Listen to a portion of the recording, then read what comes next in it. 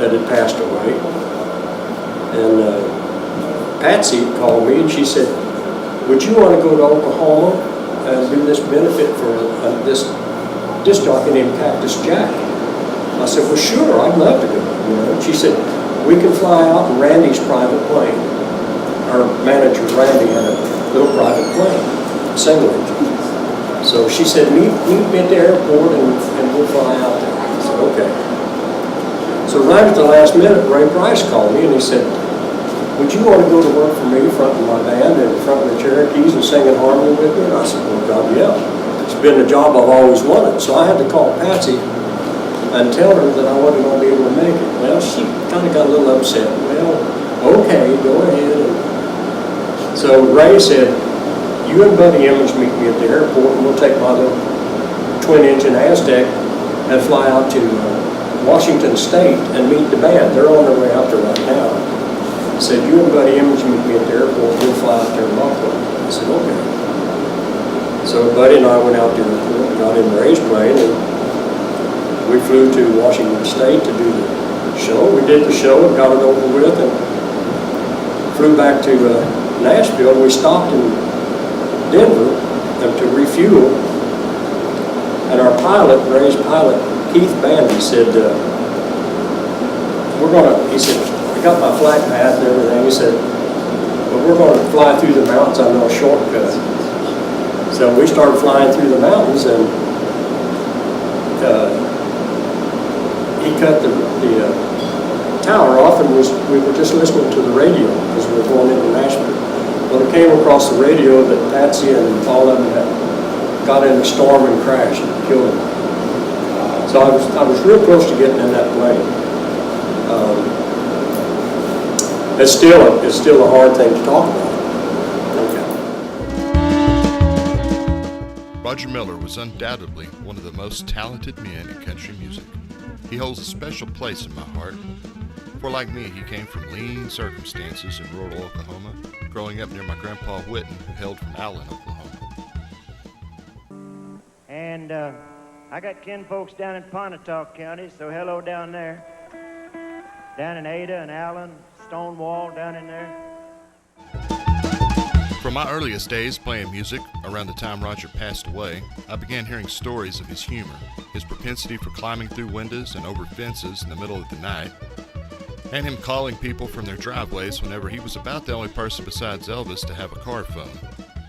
Let me borrow your guitar here. Dolly and Tilly, all of y'all. I wear a size 7. Yeah, that's what I said. I wasn't listening. I was drifting there for a second. How'd all these people get in my room? I don't know.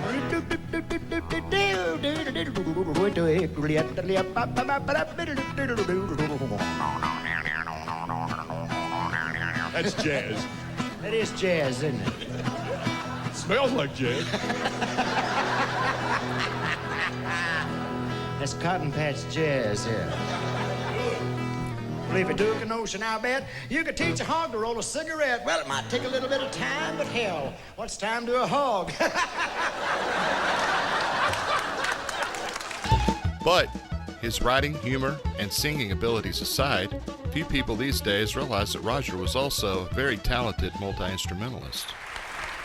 I started with the lovely Minnie Pearl as her fiddle player, and I just wanted to be a fiddle player, and then Farron Young got a hold of me and wanted a drummer, and I had to be a drummer for a couple of years.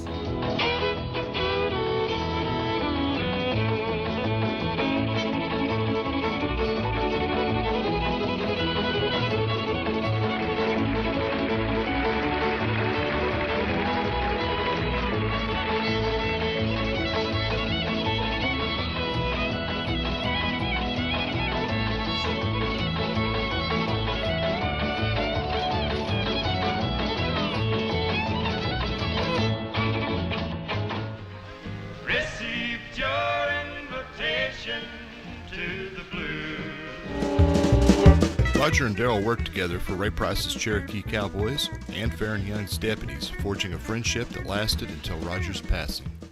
I'll tell you some of the stories I've heard about him. He sounded like such a character. He was one of the guys with Buddy Killen when I went with Buddy Killen and Paycheck. Him and I went. Well, Roger, I had an old apartment there in town about the same time as we took the record out, the song out to Patsy. I had another apartment that I had to move to, and knock came on the door one morning, and it was Roger. And at that particular time, Roger had been playing drums with us, with Farron. I was playing bass and front for Farron, and Big Ben Keith was playing steel, and Odell Martin was playing lead guitar, and Roger was playing drums. Well, all of a sudden, a knock came on the door that morning, and it was Roger, and he said, man, he said, can I throw down with you for a while? I said, sure. He said, Barb and I split up, his wife. He said, I got no place to be, and he said, broke, and he said, they're going to record me one more time with the label, and then they're going to drop me, and he said, I don't know what to do. And I said, well, shoot, yeah, you throw down there with me, because I'm on the road working 2 or 3 weeks a month. And I said, whoops, we'll flip for the bed if you want to when I come home. I said, but up till now, my place is your place. Well, he sat down there and he said, they're going to record me one more time and they're going to drop me from the label. He said, but this time, I'm not going to record what they want me to record. I'm going to record what I wrote, what I want to record. If they're going to drop me from the label, they're going to drop me. I said, okay. And I went out on the road. I think I went to work with Ray Price at that particular time. And I came back a couple of weeks later, and Roger was sitting on the couch, and I said, well, did they drop you from the label? He said, no. I said, on the contrary. He said, they're going to keep me. I said, really? He said, I got to play you what I recorded. And he played me Dang Me and Chug-a-Lug. Next thing I knew, he moved to California, Just things like that, That's incredible. But most all my buddies have gone on and passed away. I have a million memories, so it's kind of find somebody to share them with anymore. My wife's heard them all. It's been a wonderful business, so I can't complain. This is 60 years for me. I started in '58 back in Nashville, and I moved to San Antonio in 1970, and put my own band together, and Crash Stewart started booking me. He was booking Johnny Bush, and he was booking Willie at the same time, and us 3 guys. And he had us working 5-6 days a week. I mean, he could really book the show with us. So that's basically the way we got to really putting our stuff out where people could hear it, But yeah, there's some wonderful days in there. I wouldn't change anything about the music business. I know it was really thin through the 50s and 60s. There was just no money. Nobody made money. Even the artists didn't make money. But we all hung together. But I think I was raised in some of the best times of country music was through the 50s and 60s, 70s. Oh yeah, I definitely am. Anyone who knows me knows I'm an unabashed Elvis fan. Love him or hate him, you cannot overestimate his impact on culture the world over. Therefore, I was pleasantly surprised when Darrell told me about meeting the King, a song he had written called The Marionette, and a recording session that never was. I got to meet him one time. I'd signed with Capitol Records, and Johnny Rivers and I we were buddies, and we were kind of running around together there in Nashville. And he was staying out at Hank Jr.'s mother's house, or Hank's house. And I called him one time. He moved to California. He cut to Memphis. Yeah. And it was a big, big record. So he moved to California. And I had to fly out to Capitol Records and do a photo session. And he said, I'll pick you up at the airport. I said, okay. So he picked me up at the airport, and we had a couple of days to kill. He said, have you ever met Elvis? And I said, no. I said, my manager and his manager were real close, Colonel Tom and Hubert. I said, but I've never met him. He said, let's go up to his house. So we went up to his house, and of course, Elvis came out and shook hands, met us and everything. We ended up having dinner with him and playing a little touch football out in the yard. And one of the nicest guys you'd ever want to meet, you know, it was Elvis. And the funny part about it, we were talking a while ago that Doodle Owens, a songwriter friend of mine in Nashville, came and told me after Elvis had passed away, he said, I got to tell you something. He said, I don't know how you're going to take this. And I said, what is it? He said, you know, when Elvis passed away, he had the song that you wrote called The Marionette in his pocket. He was going to record it on his next session.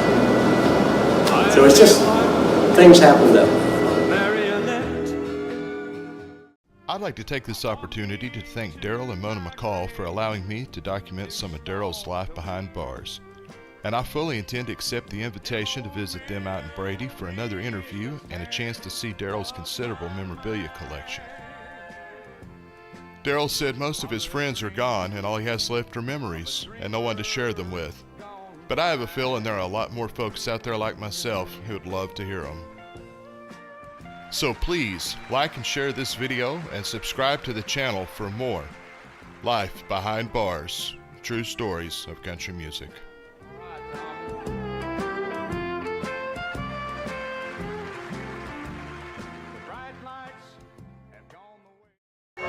I'd like to say a special thank you to my friend, Steel Guitar Hall of Fame member, and Cherokee Cowboy alumni, Mr. Steve Pelusic, and his Awesome Work Studios for helping troubleshoot some audio concerns.